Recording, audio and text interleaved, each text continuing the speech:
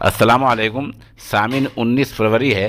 ख़बर का उन्वान है बेरोज़गार नौजवानों ने यूपी की एक रैली में वज़ीर दिफा को रोक दिया।